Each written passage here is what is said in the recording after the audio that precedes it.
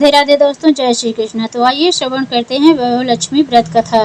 एक बड़ा शहर था। इस शहर में लाखों लोग रहते थे। पहले के जमाने के लोग साथ साथ रहते थे और एक दूसरे के काम आते थे। पर नए जमाने के लोगों का स्वरूप ही अलग सा है। सब अपने अपने काम में रत रहते हैं। किसी को किसी की परवाह नहीं। घर में के सदस्यों को भी एक दूसरे की परवाह नहीं होती। भजन कीर्तन भाव दया माया परोपकार जैसे संस्कार कम हो गए। शहर में बुराइयां बढ़ गई थी। शराब जुआ रेस व्यभिचार चोरी डकैती वगैरह बहुत से गुनाह शहर में होते थे। कहावत है कि हजारों निराशा में एक अमर आशा छिपी हुई है। इसी तरह इतनी सारी बुराइयों के बावजूद शहर में कुछ अच्छे लोग भी रहते थे। ऐसे अच्छे लोगों में शीला और उसके पति की गृहस्थी मानी जाती थी। शीला धार्मिक प्रकृति की और संतोषी थी। उनका पति भी विवेकी और सुशील था। शीला और उनका पति ईमानदारी से जीते थे। वे किसी की बुराई करते न थे और प्रभु भजन में अच्छी तरह समय व्यतीत कर रहे थे।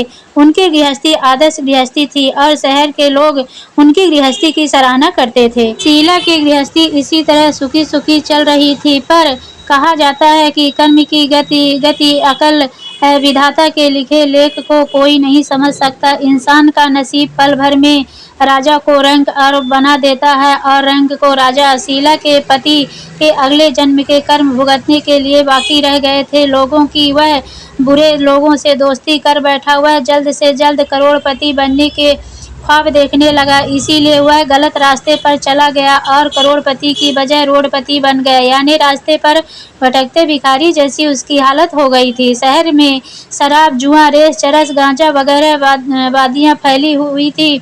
उसमें शीला का पति भी फंस गया। दोस्तों के साथ उसे भी शराब जुआ रेस की आदत पड़ गई। जल्दी से जल्दी पैसे वाला बनने की लालच में दोस्तों के साथ रेस जुआ भी खेलने लगा। इस तरह बचाई हुई धनराशि पत्नी के गहने सब कुछ रेस जुए में गवा दिया। इस तरह एक वक्त ऐसा भी था कि सुशील पत्नी शीला के साथ मजे में रहता था और प्रभु भजन में सुख शांति से वक्त व्यतीत करता था। उसके बजाय घर में दरिद्रता और भूखमरी फैल गई।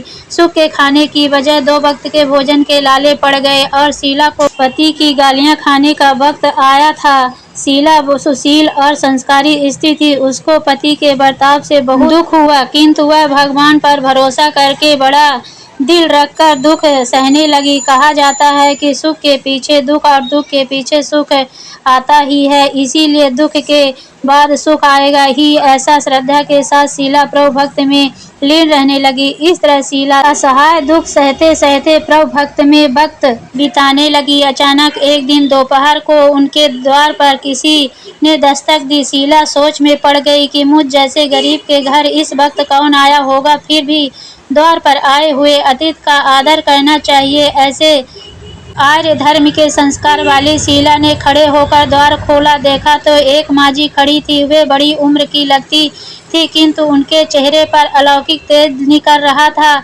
उनकी आंखों में से मानो अमृत बह रहा था। इनका भव्य चेहरा करुणा और प्यार से छलकता था। उनको देखते ही शीला के मन में अपार शांति छा गई। वैसे शीला इस माजी को पहचानती न थी, फिर भी उनको देखकर शीला के रोम रोम में आनंद छा गया।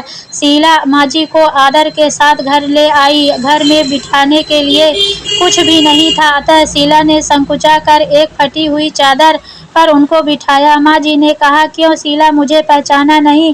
शीला ने संकुचा कर कहा, माँ आपको देखते ही बहुत खुशी हो रही है, बहुत शांति हो रही है। ऐसा लगता है कि मैं बहुत दिनों से जिसे ढूंढ रही थी वे आप ही हैं, पर मैं आपको पहचान नहीं सकती। माँ जी ने हंसकर कहा, क्यों भूल गई? हर शुक्रवार को लक्ष्मी जी के मंदिर में भजन कीर्तन होते हैं, तब मैं भी वहाँ आती हूँ। वहाँ हर शुक्रवार को हम मिलते हैं।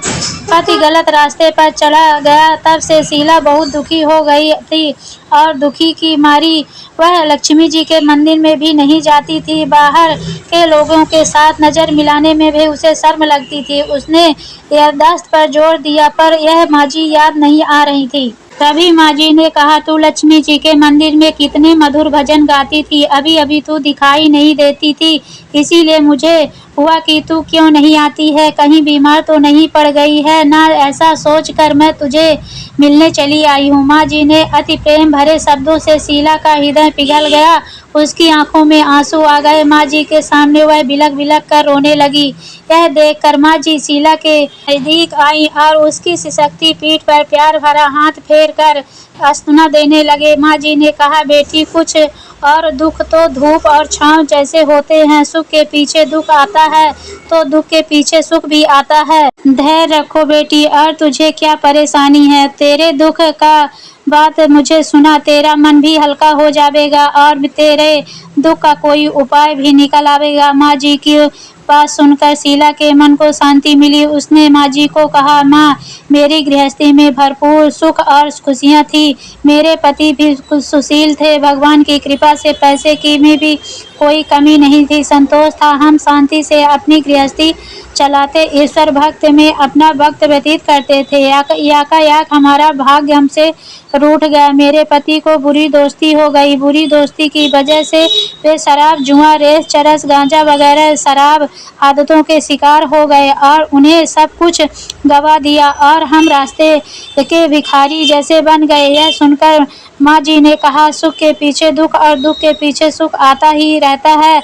ऐसा भी कहा जाता है कि कर्म की गति न्यारी होती है। हर इंसान को अपने अपने कर्म भुगतने ही पड़ते हैं। इसीलिए तू चिंता मत कर, अब तुम कर्म भुगत चुकी है। अब तुम्हारे सुख के दिन अवश्य आएंगे। तू तो माँ लक्ष्मी जी की भक्त है। माँ लक्ष्मी तो प्रेम और करुणा के अवतार हैं। वे अपने भक्तों पर हमेशा ममता रखती हैं। इसीलिए तू धैर्य रख के माँ लक्ष्मी जी का व्रत कर, इससे सब कुछ ठीक हो जाएगा। माँ लक्ष्मी का व्रत करने की बात सुनकर शीला के चेहरे पर चमक आ गई। उसने पूछा, माँ लक्ष्मी का व्रत कैसे किया जाता है? वह मुझे समझाइए, मैं यह व्रत अवश्य करूंगी। माँ जी ने कहा, बेटी, माँ लक्ष्मी का व्रत बहुत सरल है। इसे वरद लक्ष्मी व्रत या वैभव लक्ष्मी व्रत कहा जाता है। यह व्रत यश प्राप्त करता है। ऐसा कहकर माँ जी वैभव लक्ष्मी व्रत की विधि कहने लगी। बेटी, वैभव लक्ष्मी व्रत वैसे भी सीधा साधा व्रत है, किंतु कई लोग यह व्रत गलत तरीके से रहते हैं, अतः उसका फल नहीं मिलता।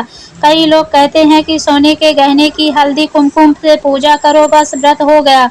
पर ऐसा नहीं है। कोई भी व्रत शास्त्रीय विधि पूर्वक करना चाहिए, तभी उसका फल मिलता है। सिर्फ सोने के गहने की पूजा करने से फल मिल जाता तो सभी आज लखपति बन गए होते। सच्ची बात यह है कि सोने के गहनों की विधि से पूजन करना चाहिए। व्रत का उद्यापन विधि भी शास्त्रीय विधि मुताबिक करनी चाहिए, तभी यह वैभव लक्ष्मी व्रत फल देता है। यह व्रत शुक्रवार को करना चाहिए। सुबह में स्नान करके स्वच्छ कपड़े पहने और सारा दिन मन में जय माँ लक्ष्मी का रटन करते रहो। किसी की चुगली नहीं करनी चाहिए। शाम को पूर्व दिशा में मुंह रख कर सकें, इसी तरह आसन पर बैठ जाएं। सामने पाटा रखकर उसको ऊपर रुमाल पर चावल का छोटा सा ढेर करो। उस ढेर पर पानी से भरा तांबे का कलश रखकर कलश पर एक कटोरी रखो। उस कटोरी में एक सोने का या गहना रखो तो चांदी का हो भी चलेगा, चांदी का ना हो तो रुपया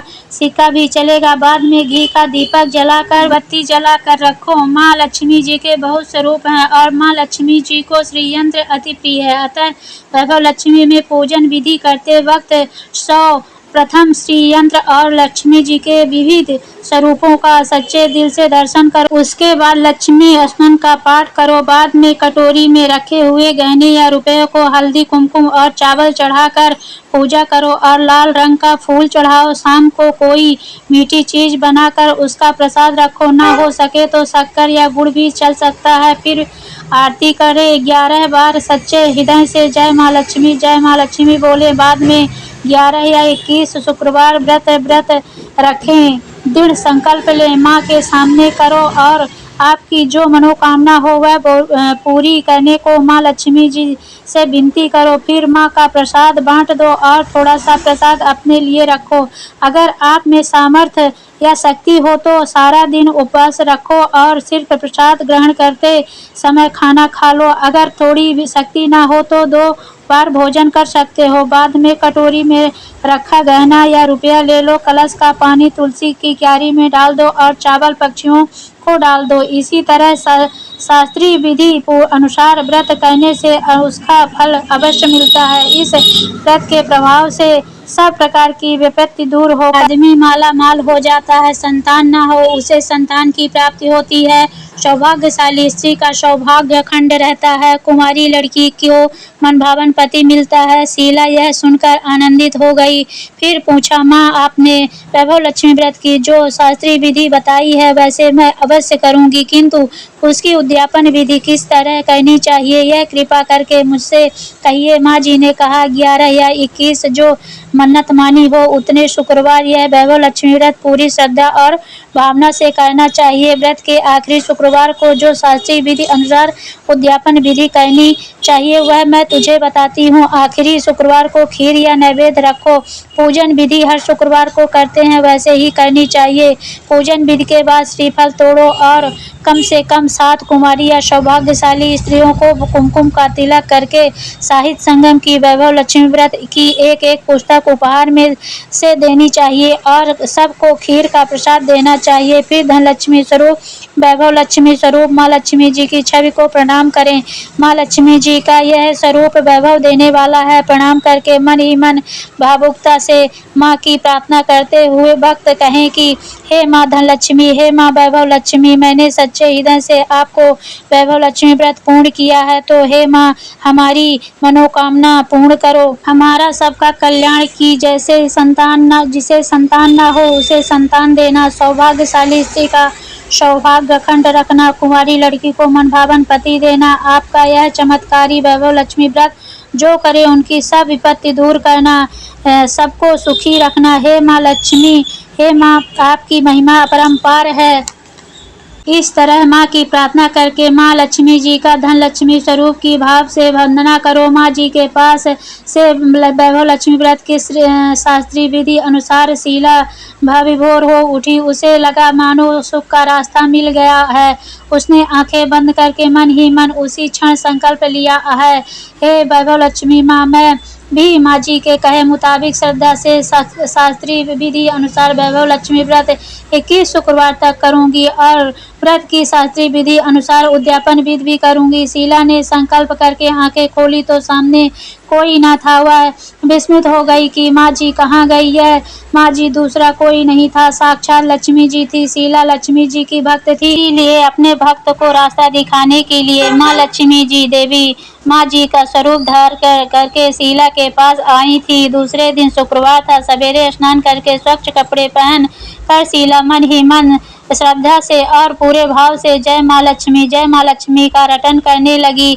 सारा दिन किसी की चुगली नहीं की। शाम हुई तब हाथ पांव मुंह धोकर शीला पूर्व दिशा के में मुंह करके बैठ गई। पहले सोने के बहुत से गहने थे, लेकिन पति ने गलत रास्ते पर चलकर सब गहने गिरवी रख दिए थे, पर नाक की कील बची हुई थी। नाक की चुन्नी निकालकर उसने धोकर शीला ने कटोरी में रख दी। सामने पाटे पर रुमाल, मुट्ठी भर चावल का ढेर किया, उस पर तांबे का कलश पानी भरकर रखा, उसके ऊपर चुन्नी वाली कटोरी रखी। फिर माँ जी ने कही थी वह शास्त्रीय विधि अनुसार बंधन स्तन पूजन वगैरह किया और घर में थोड़ी शक्कर थी वह प्रसाद में रख कर वैभव लक्ष्मी व्रत किया। यह प्रसाद पहले पति को खिलाया। प्रसाद खाते ही पति के मन में स्वभाव में बहुत ही फर्क पड़ा। उस दिन उसने शीला को मारा नहीं, सुनाया भी नहीं। शीला को बहुत आनंद हुआ। उनके मन में वैभव लक्ष्मी व्रत के लिए श्रद्धा बढ़ गई। शीला ने पूर्ण श्रद्धा भक्ति से उस 21 शुक्रवार तक वैभव लक्ष्मी व्रत किया। 21वें शुक्रवार को माँ जी के कहे मुताबिक उद्यापन विधि करके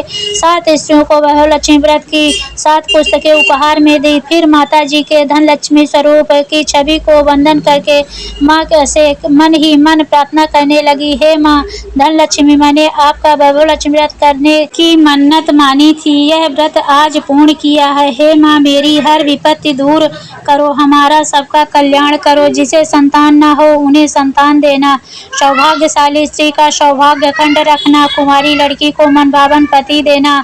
आपका यह चमत्कारी वैभव लक्ष्मी व्रत मदद करे, उनकी सब विपत्ति दूर करना, सबको सुखी रखना। हे माँ, आपकी महिमा अपार है। ऐसा बोलकर लक्ष्मी जी के धन लक्ष्मी स्वरूप की छवि को प्रणाम किया। इस तरह शास्त्रीय विधि पूर्वक शीला ने श्रद्धा से व्रत किया और तुरंत ही उसे फल मिला।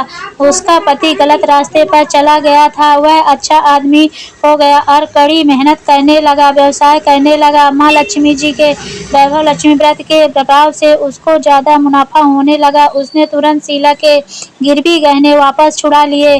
घर में धन की बाढ़ सी आ गई। घर में पहले जैसे सुख शांति छा गई।